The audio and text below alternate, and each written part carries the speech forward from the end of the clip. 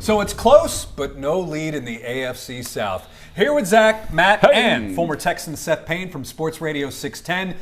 Guys, time to fill out the satisfaction survey. Ooh. Where do you come in on the big board, Seth? I'm having a hard time with this one because this one came down to the wire yet again, but I'm going to go ahead and go all the way down to very unsatisfied because defensively, they let up 5 40-yard plays. That's way, way too much. Offensively, it was disjointed. It felt like everything was a struggle. It felt like when Buffalo Bills fans complain about their offense, where every play has to be a superhuman effort by the quarterback, that's what it felt like. Well, that's very harsh. Seth can be very harsh sometimes, especially when the weather gets cold and that type of thing happens. I'm going to go unsatisfied because, I can't be satisfied with that because this was a game that slipped away. Nico Collins said afterwards, there's no way we had any business losing that game. Yeah, you're right. That's because of all the mistakes they made on offense and defense and play calling. Let me list the ways, but yes, I'm unsatisfied.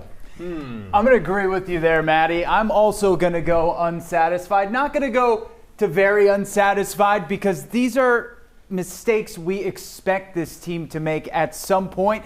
They've just been playing at a higher level for the last couple weeks. So for now, for me, unsatisfied. Wow. I'm not going to go very unsatisfied or unsatisfied. I'm going to say neutral because for me, coming into this game, I thought this was going to be a very tough game for the Texans. I thought there would be some tough sledding. I thought the Jaguars are a much better team than earlier in the season. So when I look at the final score and I look how things transpired, I'm going to say neutral. Now, that's what we're saying. What are the Texans saying? Did this team take a step back in its maturity, do you think? I don't know if they took a step back, but I think some of the issues emerged. And look, defensively, when you let up 5 plays of 40-plus yards with mental errors, with missed tackling, some of these things you can't accept it. You can't accept that kind of inconsistency on defense. Offensively, there was a lack of consistency. There was poor execution. Guys, for a couple weeks now, making mental errors that, the old Jeff Van Gundy line, do not ignore in victory what you would address in defeat. Some of those things, I'm not saying they got ignored, but they really came to roost today.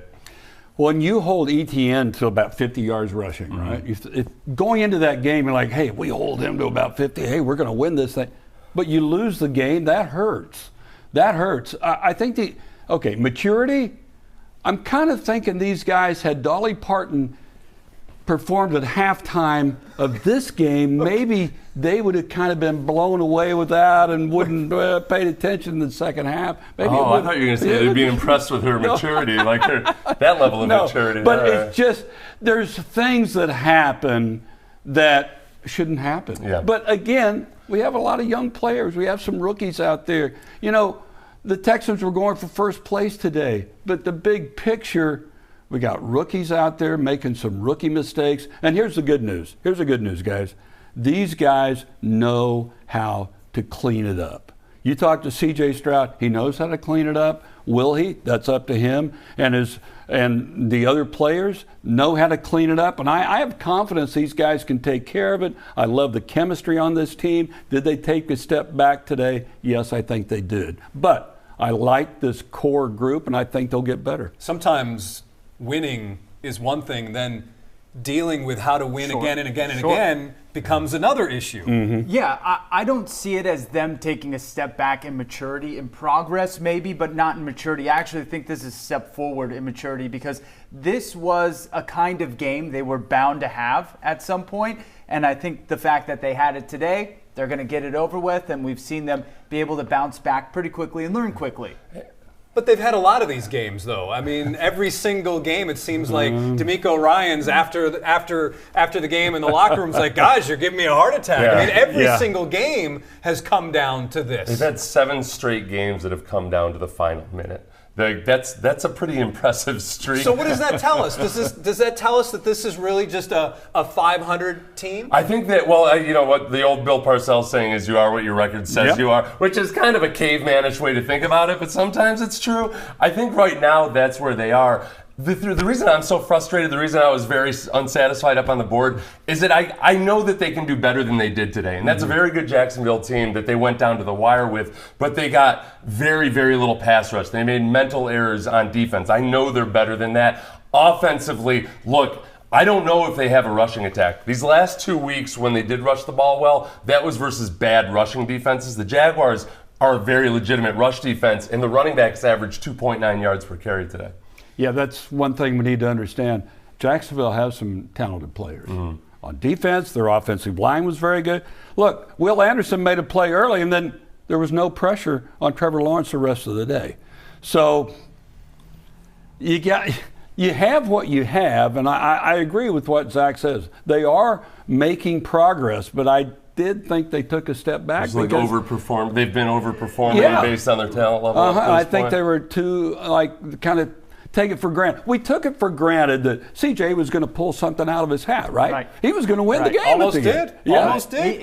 He almost did. And what I meant by this being a different game was just how disjointed it felt. Like Seth said earlier, it seemed like on one side of the ball, the Texans were really good in these last 4 or 5 games. Today, both sides just seemed to be all out of sorts. And so I think for them to be able to kind of look at this, watch the tape from this game, be able to come back and say, okay, maybe we got ahead of ourselves in certain categories, and be able to come back and clean those up. Blaming the officials for this one seems to be in style right now on social media. Are any of you in that crowd? I try really, really, really hard not to, so that I have credibility when I do blame the officials. I think the Texans did enough to shoot themselves in the foot today that I don't feel like blaming those awful, horrendous, pathetically bad officials. They were really bad. No, look, Jalen Petrie got away with one too. So, I mean, it went on both sides. I think it went a little bit more in their favor than in the Texans' favor, but I can't go that far. Hey, Stingley's interception could have been called pass interference. I think it should have been. It goes both ways. Jalen Petrie said after the game, he said, we can't do that. We can't blame us. We have to adjust, and that's what players have to do. Hey, if it's a strike zone in baseball, if they're too tight or if they're calling on the outside corner, you adjust. You either adjust and win, or you don't adjust and you lose. That's what happened today. You can't give Trevor Lawrence 2 fresh sets of downs, having pass interference on 3rd down 2 times in the red zone. And it's just like CJ said at the end of the game. The reality is that no matter what the play calls were, or what penalties were called overall in the game, however many things went wrong, you can't have the game come down to a 57-yard field goal. And it kind of goes along the same lines. You can't have the game come down to penalties. You have to do more to outweigh those bad things that you do. And they didn't do it today. But if the Texans could get a better pass rusher, maybe. I mean, there's been a lot of time. Are you okay? That wasn't a meanful cough. That was a genuine cough. I didn't know if that meant I didn't know if that was a sign to J.J. Watt if he's out there watching. Hey, J.J., we need you.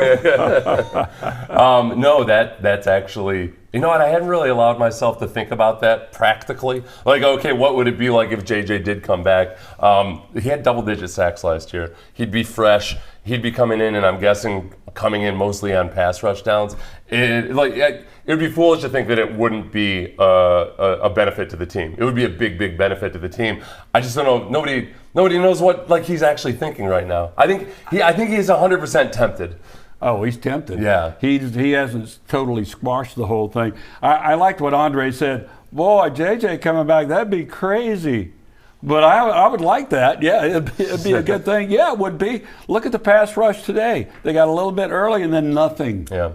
Wouldn't he be? Yeah, he would help out. Wouldn't it be better for him to go to Pittsburgh to play with his brother, though? Like, to me, that seems like that would be a more realistic or opportunistic type thing for him to do something that you don't always get to do, and that's to play with your brother. Well, the ugly part that nobody really wants to talk about is, yeah, exactly. He's a professional athlete. Texans don't have a lot of cap space, so even if they had him on a minimum contract, it's not so easy for them to go out and sign players, and we don't know exactly if he wants to come in and play for minimum. So that's the dicey proposition. And he can pick He's a free agent. Yeah. He can pick. Hey, which team has the best chance to make the playoffs? This is all adult talk. I want my pony. Come on. This is salary cap and free agency. Yeah. All right.